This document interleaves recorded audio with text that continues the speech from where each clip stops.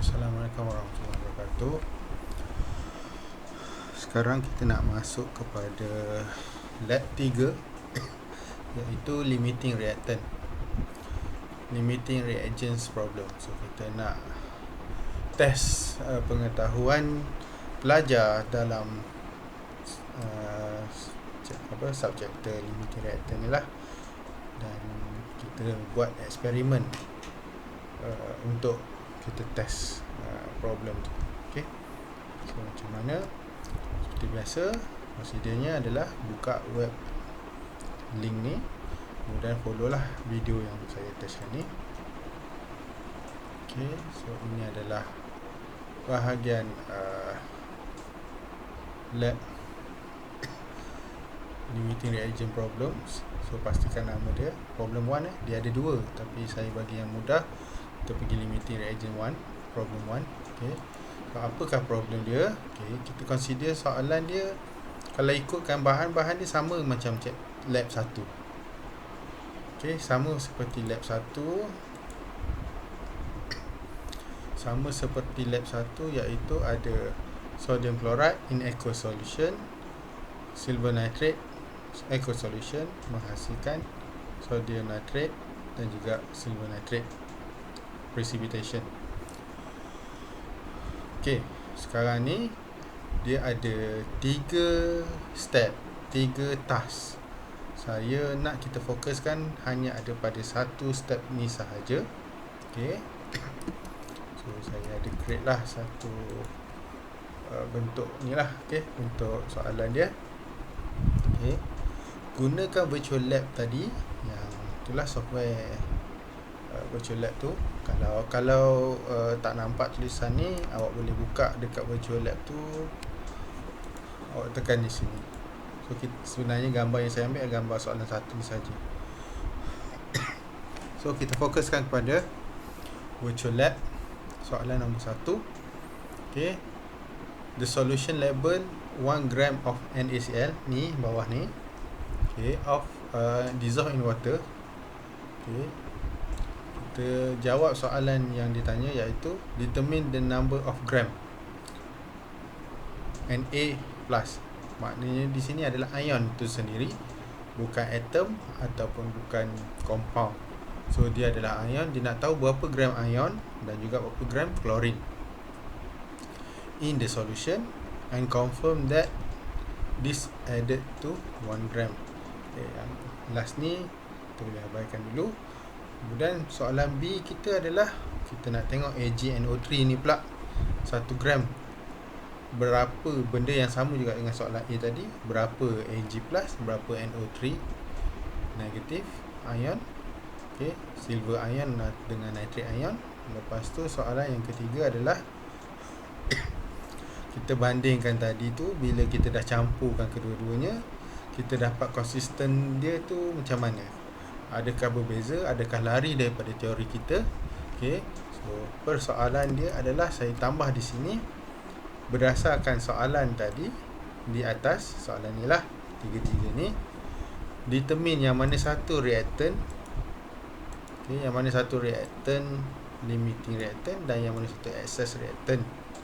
Okay, dan juga mass of excess reactant kalau boleh dapat lah, dan jawapan dalam 3 significant figure. So ni saya simplekan soalan yang tadi. Kalau di web tadi tu, di virtual lab ni ada 2 lagi soalan awak boleh jawab.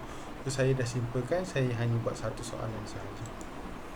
Macam mana kita nak buat ialah, pertama, soalan pertama adalah kita nak tahu berapa gram sodium, berapa gram klorin. Okay, so, macam mana nak buat? So kita kena jawab kena buat macam ni lah sebenarnya. Okay, jawapan dia, sebenarnya jawapan dia dah ada je dekat simulation tu. Okay, so yang tak ada jawapan dalam simulation tu soalan yang saya bagi kat akhir ni sekali, yang akhir sekali ni soalan ni. Okay, so itu yang awak kena jawab lah. Okay, first dia nak tahu dalam 1 gram NaCl ni berapa Na punya ion, gram ion sodium dengan gram ion klorin. Tekan saja tak ada masalah. Okay. Awak boleh nampak kat sini molarity. Awak boleh tukar unit dia. Kena pandai cari dia punya point. Awak boleh tukarkan dia dalam bentuk gram. So sodium ion punya gram adalah 0.393395 dan juga klorin punya gram adalah 0.606605 gram. Screenshot gambar ni, hubur dalam result. Okay. Tapi dia bukan semudah tu. Compare lah dengan pengiraan. So ini adalah cara saya buat. Saya comparekan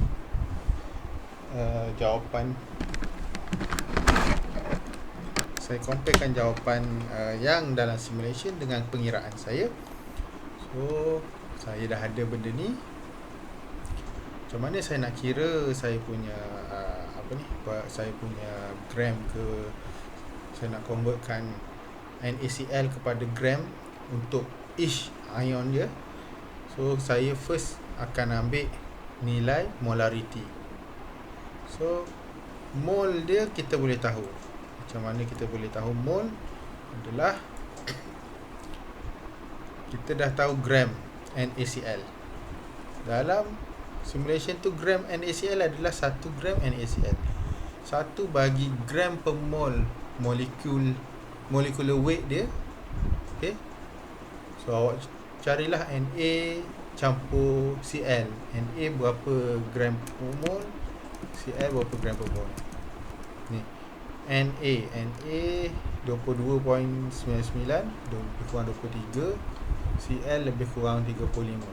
Campur kedua-duanya, okay, awak akan dapat satu nilai NaCl. Okay. Dah dapat nilai tu, 1 gram bahagi nilai tadi, dapatlah nilai yang ni. Okay. Nilai ini. Dah dapat nilai ni. Okay. Macam mana awak nak tahu ion punya gram? Awak kalikan each atomic mass dia. 22.990 kan tadi. Dapatlah 3.9205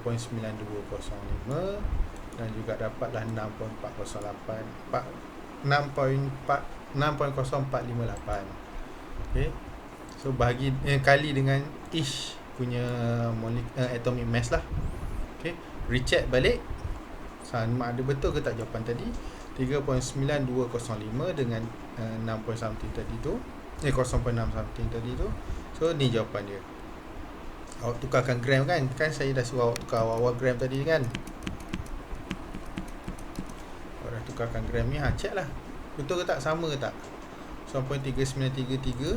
So tadi saya buat, saya dapat 0.392, lebih kurang dah 6.0458. Betul ke tidak? Saya rasa saya ada salah tertulis kat sini. Kalau darab ni saya rasa tak dapat 6 gram ni. 0.60458. So tu jawapan dia lah kot. Kira balik So betul lah 0.6066 ni kan. Okay. Saya terbawa dia punya point kot. Saya tak pasti. So boleh buat calculation balik lah untuk recheck balik. So kalau dah buat recheck macam ni, soalan nombor 1 A sudah terjawab. Okay, kemudian pergi ke soalan nombor B. Dia suruh buat Ag dengan NO3 pula. Okay. Ag dengan NO3 ni cerita dia. Okay, apa-apa saya remove dulu. AgNO3 ni, cerita dia bukan dalam bentuk solution, dia dalam bentuk solid. So dia tak ada. Jadi cuba baca balik pada soalan tadi.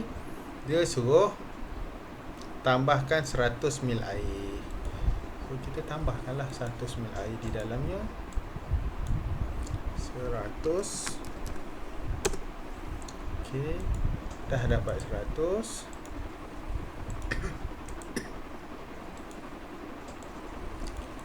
secara automatik awak boleh nampak lah gram dia berapa. Okey, 0.365 dengan 0.635 ni samalah juga cara yang tadi. Dah dapat jawapan, comparekan dengan calculation. Okey, so saya tak tunjuklah calculation di sini, awak buat sendiri. Okey, student perlu buat benda ni untuk tunjukkan dalam result. Untuk part C. Okey, untuk part C pula adalah, kita tengok dia punya soalan. Sekarang dia suruh tambahkan 1 gram tadi tu ke dalam NaCl tadi. Okey, so yang ni kita dah ada. Ambil balik NaCl tadi, kita dah ada.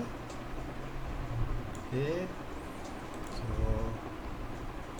proper lah sikit, kita bubuh dalam beaker 600. Sebab ni dah 100, ni dah 100, kita masuk dalam 600 ni beaker lah. So kita pour sampai habis, kita tuang sampai habis. Okey, dan juga kita tuang yang ni pun sampai habis. Pastikan dia dekat bahagian realistik ni. Okey, dah habis kedua-duanya, boleh buang. Kalau dalam lab betul, kena basuh lah bekas ni. Okey, sekarang ni adalah nilai dia. So dia suruh comparekan nilai gram tadi. Pada asasnya ikut kepada equation sini, NaCl, Na berapa di sini, Na banyak itulah juga kena keluar di sini. Cl kalau kata ada 100, kena keluarlah 100 di sini. Dia tak boleh, dia kan, kita kan dah buat balance equation, kita dah belajar balance equation. Nilai input mesti sama dengan nilai output, sebab dia follow thermodynamic kan, thermodynamic law kan. So apa yang masuk tu yang keluar.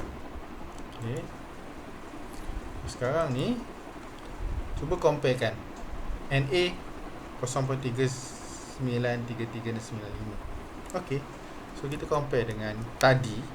Kita compare yang tadi, NaCl tadi, betul ke tidak. Ni pun silap tadi kan.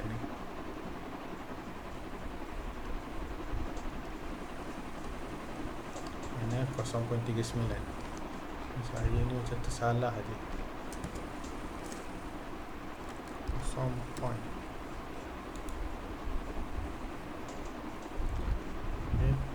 0.3925. Yang ni 0.393395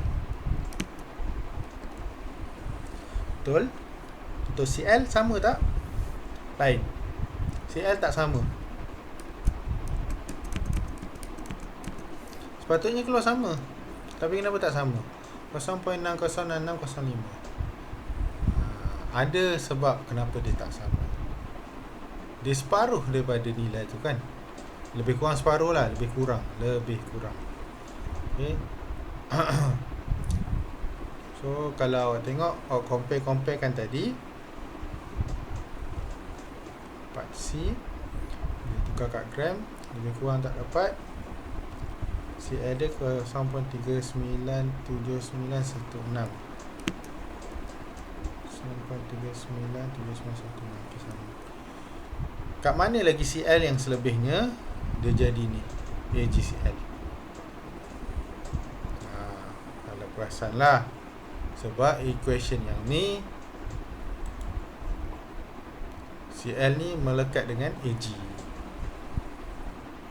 So apa maksudnya, apa yang berlaku di sini? Okey.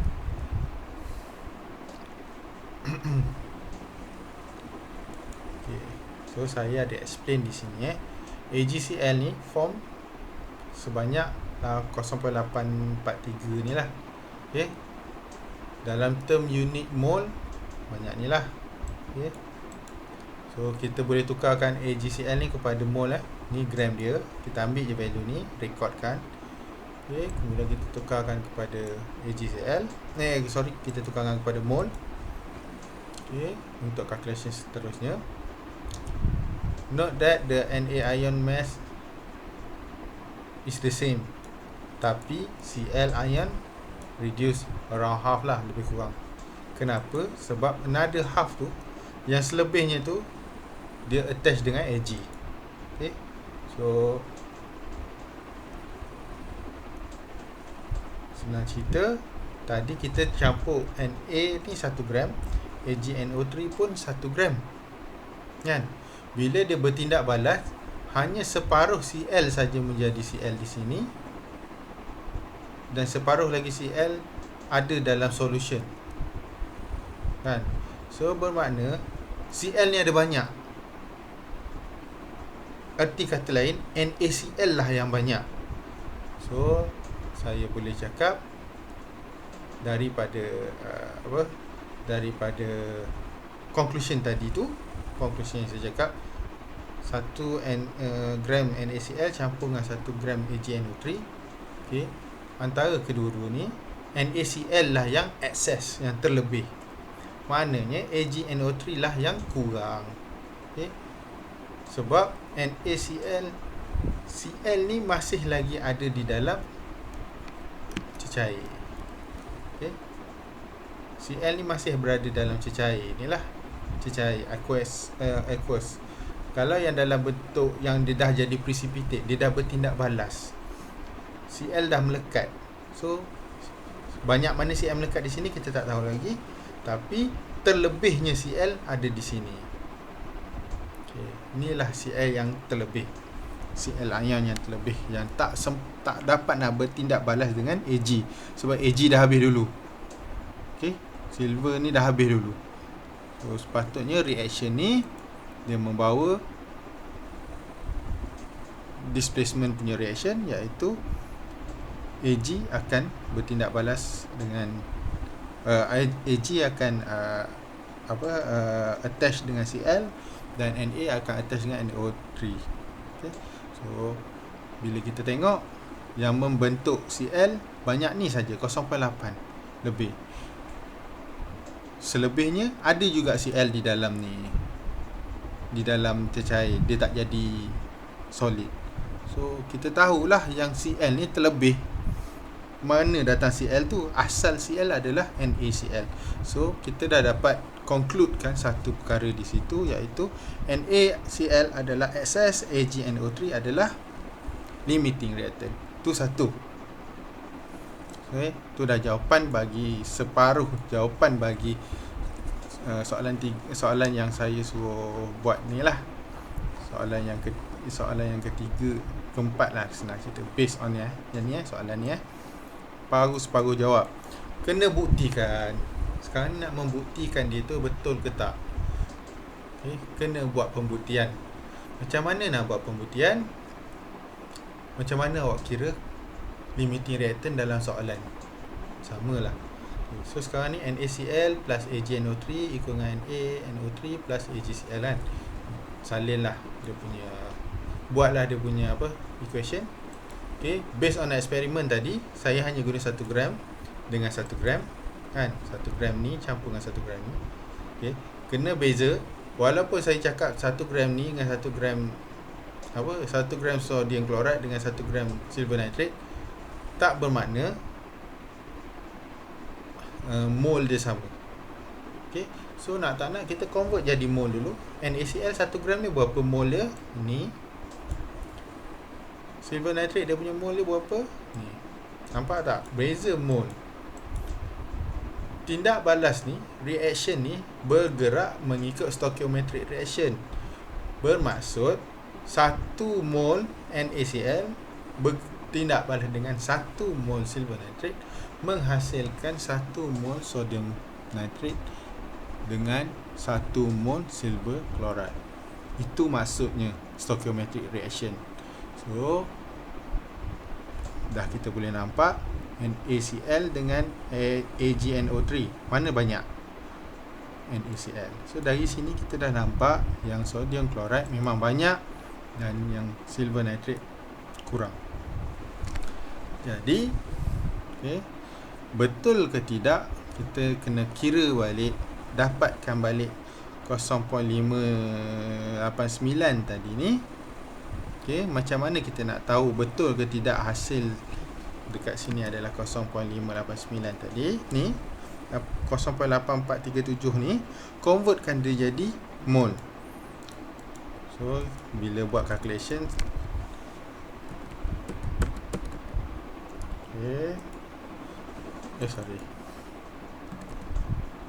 tukar kepada mol 0.00588. So betul tak? 0.00588, lebih kurang lah. So itu dah pembuktian dia. Jadi ini adalah penerangan dia. Itu dah pembuktian. Pastikan awak bandingkan dengan nilai yang kat sini, sama ke tidak. Buatlah cara macam ni, explanation dia. Based on comparison dia tadi, stoichiometric ratio ni satu lah.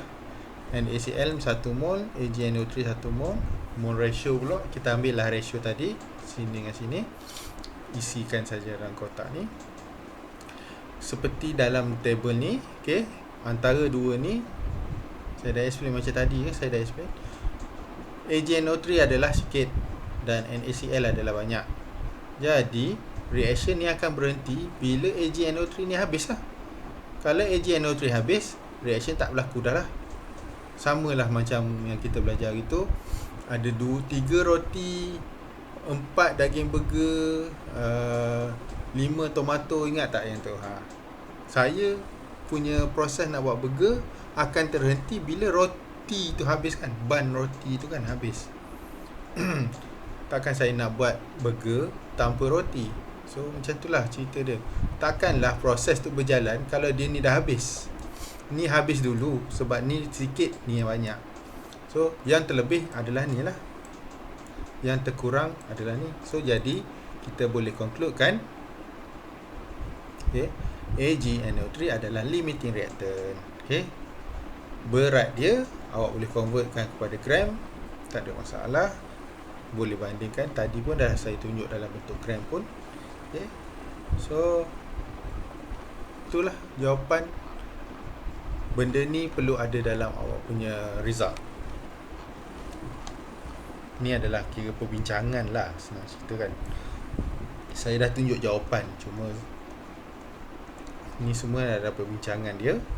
Macam mana awak explain, itu adalah terpulang pada awak. Ini adalah saya nak menerangkan apa yang awak buat dalam lab 3. Itu saja untuk lab 3. Itu saja untuk lab 3. Kalau ada apa-apa soalan boleh tanya. Kalau tak ada, sekian, terima kasih. Assalamualaikum warahmatullahi wabarakatuh.